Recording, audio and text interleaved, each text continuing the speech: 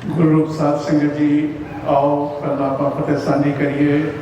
वाहिगुरु जी का खालसा, वाहिगुरु जी की फतेह।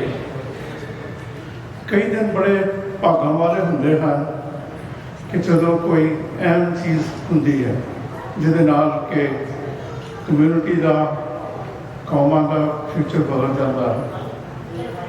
मैनूं याद है अज तो 34 साल पहला सैन होजे विच गुरु ने कृपा की, उस विजनरी सज्जना हुक्म दिता कि उत्थे असी बच्चों वास्ते खालसा स्कूल शुरू किया। वो दिन गया अज का आया, साडी कम्यूनिटी बड़ी स्ट्रोंग बन गई, बच्चों के बड़ा उत्साह है।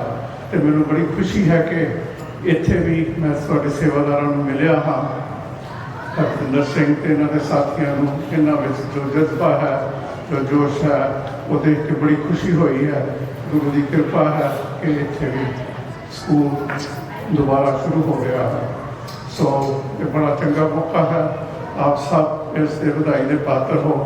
तो मैं तुहानूं थोड़े जे समय दे विच जो साडा Guru Nanak Khalsa school San Jose है उसकी हिस्टरी बारे ते उसके जो अजकल उत्थे करंट कंडीशन है उस बारे दसांगा।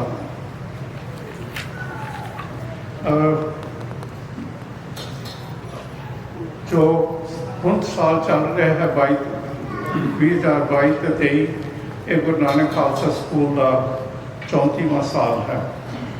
सो 34 साल पहला 1999 दे विच उदों काफ़ी संगत जो सी सैन होजे विच वध रही सी। युवा सिटी ते होर सेंट्रल वैली तो बड़े सज्जन सिख परिवार दे एरिए विच आ रहे सन, क्योंकि उत्थे जॉब्स बड़ियां चंगियां सन। वो एग्रीकल्चर जॉब छड्ड के ते उत्थों फैक्ट्रियां में काम करने वास्ते आ रहे सन। परंतु इत्थे वो भी सीगा कि घरां दीयां कीमतां युवा सिटी या सेंट्रल वैली के मुकाबले बहुत ज़्यादा सन। इस परिवार के दोनों जी दो जॉबां करके कमाई करते सन, परंतु फिर बच्चों का कोई भी ख्याल नहीं सी कर रहा। बच्चे सिक्खी तो दूर होंगे जा रहे सन। बच्चे फ्री माउंट के विच कई इहो जिहियां गैंग्स बन गई जिहदे नाल कि साडे बच्चे गुमराह हो रहे सन। सो जरूरत सी कि असी अपने बच्चों को आप संभालीए, क्योंकि जो असी उन्होंने सेध नहीं देंगे तो कोई होर जरूरत दे देगा। सो इस ख्याल नाल साडे जो 4 सीनियर सज्जन सन, प्रोफैसर गुरबख्श सिंह सचरे, सरदार गुरिंदर सिंह कोहली, सरदार तेजा सिंह, सरदार तारा सिंह सानी, इन्होंने स्कूल शुरू करने का प्रोग्राम बनाया। समा उस वेले सीगा कि उस वेले गुरुद्वारा साहब ने अपनी पहली बिल्डिंग खरीदी सी वाइट रोड के उत्ते, इस करके साढ़े को जगह सी कि असी स्कूल शुरू कर सकिए। छोटी जी जगह सी, परंतु मौका सी।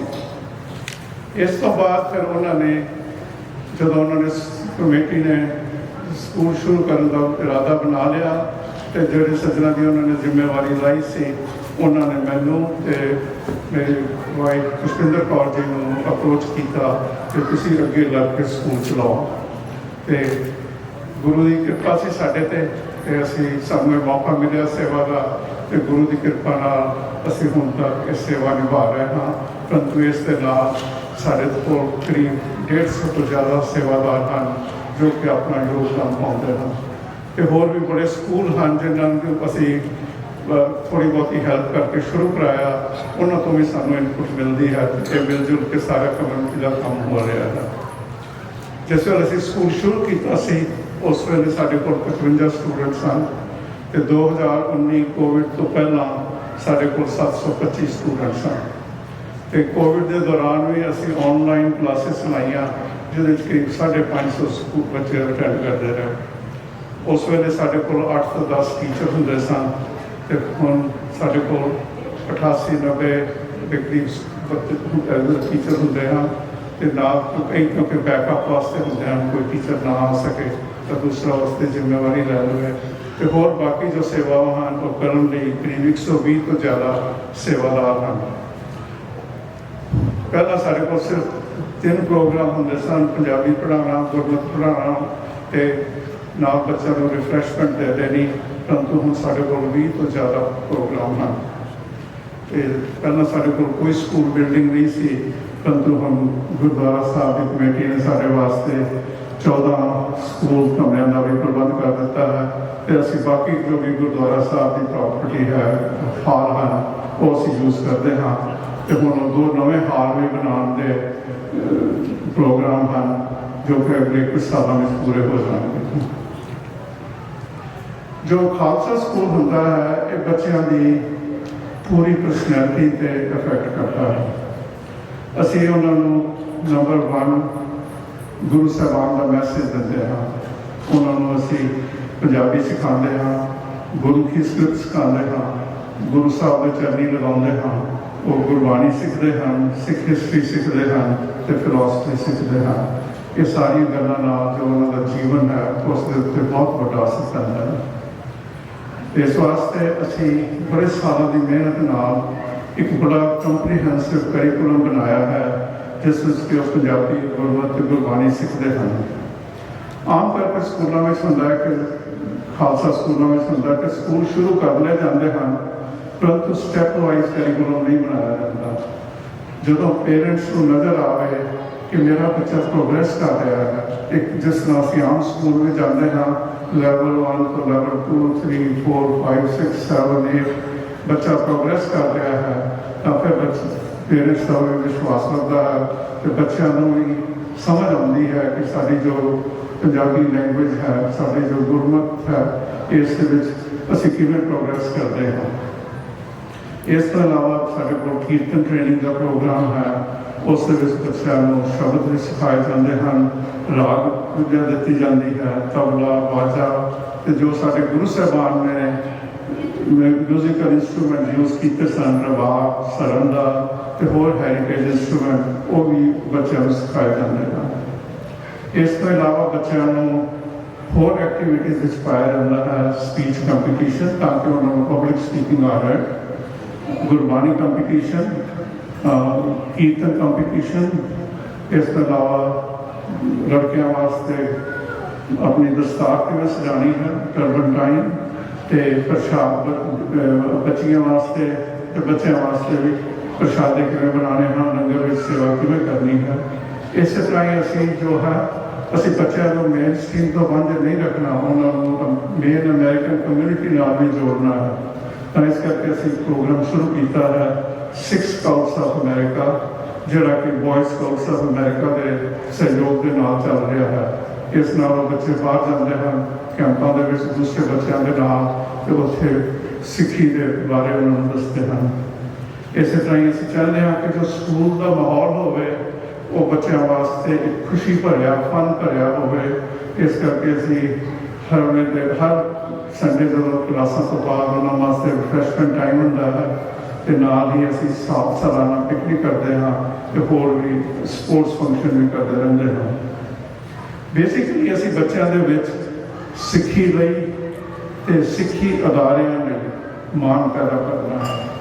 ਤਾਂ ਅਸੀਂ ਜੋ ਵੀ ਕਰਦੇ ਹਾਂ ਅਸੀਂ ਕੋਸ਼ਿਸ਼ ਕਰਦੇ ਹਾਂ ਕਿ ਪੂਰਾ ਚੰਗੀ ਕੁਆਲਿਟੀ ਨਾਲ ਕੀਤਾ ਜਾਏ। ਜਿਵੇਂ ਤੁਸੀਂ ਦੇਖਿਆ ਕਿ ਇੱਥੇ ਸਕੂਲਾਂ ਦੀਆਂ ਆਪਣੀਆਂ ਸਵੈਟ ਸ਼ਰਟਸ ਹੁੰਦੀਆਂ ਨੇ, ਉਹਨਾਂ ਦੇ ਆਪਣੇ ਨਿਸ਼ਾਨ ਹੁੰਦੇ ਹਨ, ਉਹਨਾਂ ਦੇ ਆਪਣੇ ਝੰਡੇ ਹੁੰਦੇ ਹਨ। ਅਸੀਂ ਵੀ ਬੱਚਿਆਂ ਨੂੰ ਆਪਣੇ ਸਕੂਲ ਦਾ ਇੱਕ ਬਣਾਇਆ ਹੋਇਆ ਹੈ ਇਨਸਿਗਨੀਆ, ਇੱਕ ਲੋਗੋ, ਉਹ ਉਹਨਾਂ ਦੇ ਬਸਤਿਆਂ ਦੇ ਉੱਤੇ ਛਾਪਿਆ ਹੁੰਦਾ ਹੈ। ਤੁਸੀਂ ਦੇਖਦੇ ਹੋ ਕਿ ਬੱਚਾ ਕਿੰਨੇ ਮਾਣ ਦੇ ਨਾਲ ਆਪਣਾ ਬਸਤਾ ਲੈ ਕੇ ਕਲਾਸਰੂਮ ਵਿੱਚ ਜਾ ਰਿਹਾ ਹੈ। ਇਸ ਤੋਂ ਇਲਾਵਾ ਸਾਰਾ ਪ੍ਰਬੰਧ ਵੀ ਜੋ ਹੈ ਉਹ ਇਹੋ ਜਿਹਾ ਹੋਣਾ ਚਾਹੀਦਾ ਹੈ ਕਿ ਬੱਚਿਆਂ ਨੂੰ ਮਾਣ ਹੋਵੇ।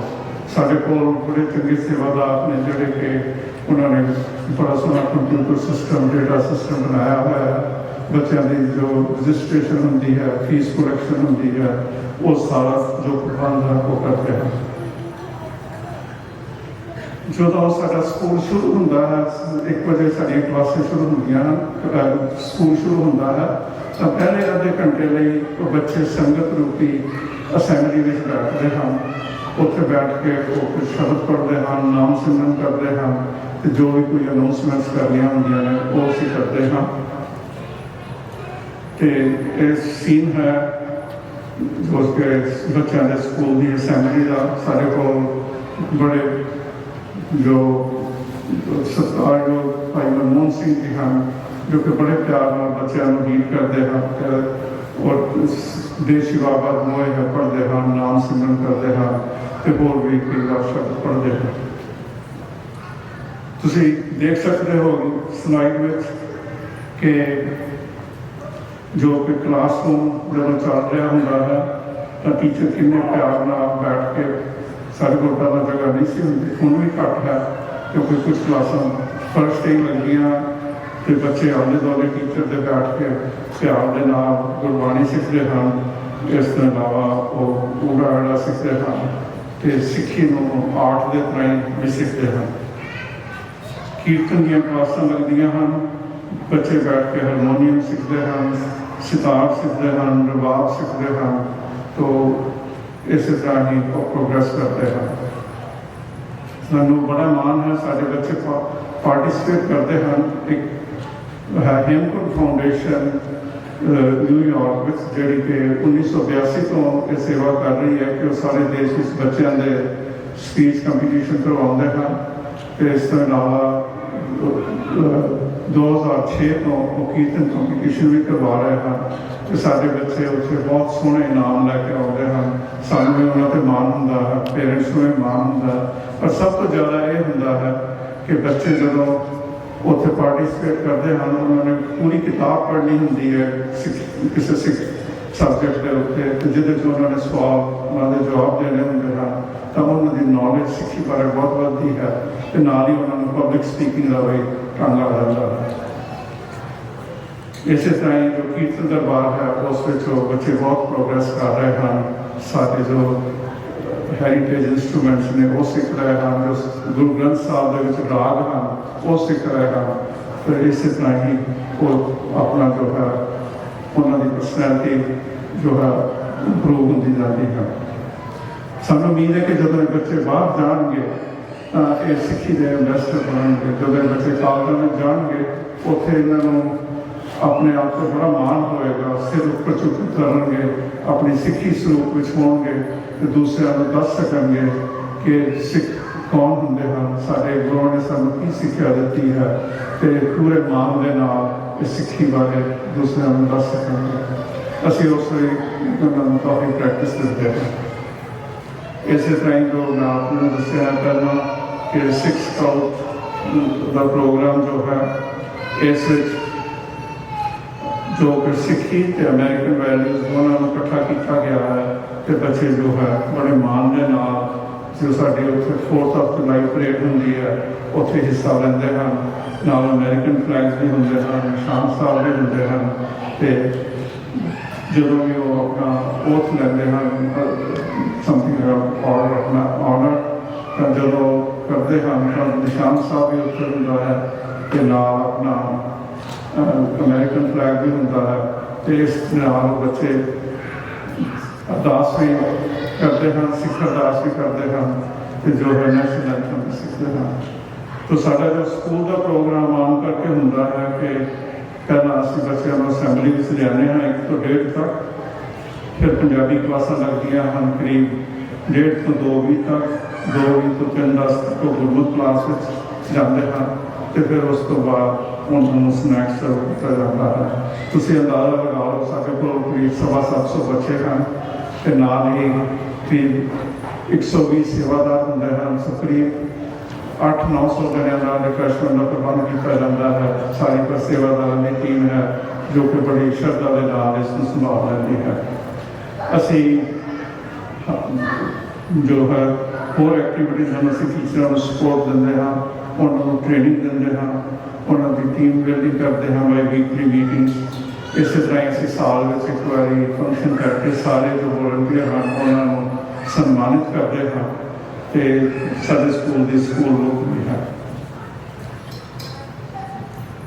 जो सारे स्कूल का मिशन स्टेटमेंट है वो है mission of Guru Nanak Khalsa school San Jose is to promote excellence in community through Sikh values and teachings emphasizing spirituality, truthfulness, hard work, charity and wisdom as keys to the fulfilling life. Please note our emphasis on excellence and the Sikh values. So किसी भी ਸਾਨੂੰ ਸਾਰਿਆਂ ਨੂੰ ਸਿੱਖ values ਤੇ ਬਹੁਤ ਮਾਣ ਹੋਣਾ ਚਾਹੀਦਾ ਹੈ। ਸਾਡਾ ਧਰਮ ਗੁਰੂ ਸਾਹਿਬ ਨੇ ਜਿਸ ਤਰ੍ਹਾਂ ਬਣਾਇਆ ਹੈ ਬੜਾ ਉੱਤਮ ਹੈ, ਸਾਡੀਆਂ ਵੈਲਿਊਜ਼ ਬੜੀਆਂ ਹਾਈ ਹਨ। ਮੈਂ ਆਪ ਜੀ ਨੂੰ ਇਹ ਦਿਖਾਇਆ ਹੈ ਕਿ ਅਸੀਂ ਕੀ ਅਕੰਪਲਿਸ਼ ਕਰ ਸਕਦੇ ਹਾਂ। ਸਾਡੇ ਵਿੱਚ ਵੀ ਹਾਲੇ ਬੜੀਆਂ ਖਾਮੀਆਂ ਹਨ, ਸਾਨੂੰ ਵੀ ਹੋਰ ਅੱਗੇ ਜਾਣ ਦੀ ਲੋੜ ਹੈ ਤੇ ਅਸੀਂ ਵੀ ਤੁਹਾਡੇ ਸੇਵਾਦਾਰ ਇੱਥੇ ਹਨ ਉਹਨਾਂ ਨਾਲ ਮਿਲ ਜੁਲ ਕੇ ਇਸ ਤੋਂ ਅੱਗੇ ਲੈ ਕੇ ਜਾਵਾਂਗੇ ਪ੍ਰੋਗਰਾਮਾਂ ਨੂੰ ਸਾਰੇ ਸਕੂਲਾਂ ਵਾਸਤੇ।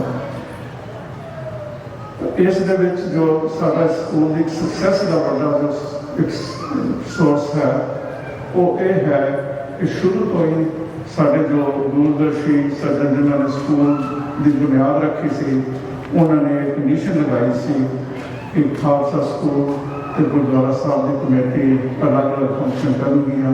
ਸਾਡਾ ਆਪਣਾ ਬਜਟ ਹੈ, ਅਸੀਂ ਆਪਣੀ ਫੀਸ ਇਕੱਠੀ ਕਰਦੇ ਹਾਂ ਤੇ ਅਸੀਂ ਆਪ ਹੀ ਸਕੂਲ ਦੇ ਜੋ ਸੇਵਾਦਾਰ ਹਾਂ ਅਸੀਂ ਉਹ ਜੋ ਵੀ ਖਰਚੇ ਕਰਦੇ ਹਾਂ ਅਸੀਂ ਉਹਨਾਂ ਪੈਸਿਆਂ ਵਿੱਚੋਂ ਕਰਦੇ ਹਾਂ। ਕਦੀ ਕਦੀ ਲੋੜ ਪਵੇ ਤੇ ਗੁਰਦੁਆਰਾ ਸਾਹਿਬ ਤੋਂ ਹੈਲਪ ਮਿਲ ਜਾਂਦੀ ਹੈ ਤੇ ਇਸ ਪਰੰਤੂ ਗੁਰਦੁਆਰਾ ਸਾਹਿਬ ਤੋਂ ਸਾਡੇ ਕਰਿਕੂਲਮ ਵਿੱਚ ਜਾਂ ਜੋ ਵੀ ਅਸੀਂ ਐਕਟੀਵਿਟੀਜ਼ ਕਰਦੇ ਹਾਂ ਉਸ ਦੇ ਵਿੱਚ ਕੋਈ ਦਖਲ-ਅੰਦਾਜ਼ੀ ਨਹੀਂ ਹੁੰਦੀ। ਅਫਕੋਰਸ ਅਸੀਂ ਵੀ ਸਾਰੇ ਜਣੇ ਸਿਆਣਪ ਦੇ ਨਾਲ ਜੋ ਵੀ ਕੰਮ ਕਰਦੇ ਹਾਂ ਉਹ ਸਿੱਖੀ ਅਸੂਲਾਂ ਦੇ ਹਿਸਾਬ ਨਾਲ ਕਰਦੇ ਹਾਂ। ਕੋਈ ਇਹੋ ਜਿਹੀ ਗੱਲ ਨਹੀਂ ਕਰਦੇ ਕਿ ਕਿਸੇ ਨੂੰ ਇਸ ਗੱਲ ਤੇ ਸਾਡੇ ਕਮੇਟੀ ਮੈਂਬਰਾਂ ਨੂੰ ਕੋਈ ਨਮੋਸ਼ੀ ਹੋਵੇ। ਅਸੀਂ ਸਾਰੇ ਜਣਿਆਂ ਨੇ ਮਿਲ ਕੇ ਕਮਿਊਨਿਟੀ ਦਾ ਕੰਮ ਕਰਨਾ ਹੈ। ਪਰੰਤੂ ਇਸ ਦਾ ਫਾਇਦਾ ਇਹ ਹੁੰਦਾ ਹੈ ਕਿ ਕਈ ਵਾਰੀ ਗੁਰਦੁਆਰਾ ਕਮੇਟੀਆਂ ਵਿੱਚ ਪੋਲੀਟੀਕਲ ਉਤਾਰ ਚੜ੍ਹਾਅ ਆ ਜਾਂਦੇ ਹਨ। ਅਸੀਂ ਬੱਚਿਆਂ ਨੂੰ ਉਸ ਤੋਂ ਬਿਲਕੁਲ ਇਨਸੂਲੇਟ ਕਰਦੇ ਹਾਂ, ਅਸੀਂ ਉਹਨਾਂ ਨੂੰ ਇਸ ਦਾ ਕੋਈ ਅਸਰ ਨਹੀਂ ਹੋਣ ਦਿੰਦੇ। ਸਾਡੇ ਸਕੂਲ ਦੇ ਸੇਵਾਦਾਰਾਂ ਦੇ ਵਿੱਚ ਸਾਡੇ ਗੁਰਦੁਆਰਾ ਸਾਹਿਬ ਵਿੱਚ ਵੀ ਇਲੈਕਸ਼ਨਾਂ ਹੁੰਦੀਆਂ ਹਨ, 2 ਪਾਰਟੀਆਂ ਹਨ, ਪਰੰਤੂ ਸਾਡੇ ਸਕੂਲ ਦੇ ਵਿੱਚ ਦੋਨੋਂ ਪਾਰਟੀਆਂ ਦੇ ਜੋ ਮੈਂਬਰ ਹਨ ਆਪਣੀ ਸੇਵਾ ਕਰਦੇ ਹਨ। ਬੱਚੇ ਵੀ ਦੋਨੋਂ ਸਾਈਡਾਂ ਦੇ ਪਰਿਵਾਰਾਂ ਤੋਂ ਆਉਂਦੇ ਹਨ ਤੇ ਸਾਰੇ ਮਿਲ ਜੁਲ ਕੇ ਰਹਿੰਦੇ ਹਨ। ਸੋ ਇਹ ਬੜਾ ਜ਼ਰੂਰੀ ਹੈ ਕਿ ਸਕੂਲ ਕਮਿਊਨਿਟੀ ਨੂੰ ਕਿਸੇ ਵੀ ਤਰ੍ਹਾਂ ਡਿਵਾਈਡ ਨਾ ਹੋਣ ਦਿੱਤਾ ਜਾਏ ਤੇ ਉਹਨਾਂ ਦੇ ਉੱਤੇ ਕੋਈ ਵੀ ਪੋਲੀਟੀਕਲ ਅਸਰ ਨਾ ਪਵੇ ਤੇ ਇਸੇ ਕਰਕੇ ਬਹੁਤ ਜ਼ਰੂਰੀ ਹੈ ਕਿ ਗੁਰਦੁਆਰਾ ਕਮੇਟੀਆਂ ਦੇ ਵਿੱਚ ਕੋਈ ਦਖਲ-ਅੰਦਾਜ਼ੀ ਨਾ ਹੋਵੇ। ਸੋ ਮੈਂ ਇੰਨੀਆਂ ਕੁ ਬੇਨਤੀਆਂ ਆਪ ਜੀ ਦੇ ਨਾਲ ਕਰਨੀਆਂ ਸਨ। ਸੋ ਪ੍ਰਵਾਨ ਕਰਨਾ ਜੀ ਤੇ ਤੁਹਾਨੂੰ ਸਾਰਿਆਂ ਨੂੰ ਬਹੁਤ ਬਹੁਤ ਵਧਾਈ ਹੈ। ਮੈਂ ਸਕੂਲ ਦੇ ਜੋ ਪ੍ਰਬੰਧਕ ਹਨ ਇੱਥੋਂ ਦੇ ਉਹਨਾਂ ਨੂੰ ਵਧਾਈ ਦਿੰਦਾ ਹਾਂ ਕਿ ਉਹਨਾਂ ਨੇ ਚੰਗਾ ਉਪਰਾਲਾ ਸ਼ੁਰੂ ਕੀਤਾ ਤੇ ਵਾਹਿਗੁਰੂ ਅੱਗੇ ਅਰਦਾਸ ਕਰਦੇ ਹਾਂ ਕਿ ਇਹ ਸਕੂਲ ਦਿਨ ਦੁਨੀ ਰਾਤ ਚੌਵੀ ਤਰੱਕੀ ਕਰੇ। ਵਾਹਿਗੁਰੂ ਜੀ ਕਾ ਖਾਲਸਾ, ਵਾਹਿਗੁਰੂ ਜੀ ਕੀ ਫਤਿਹ।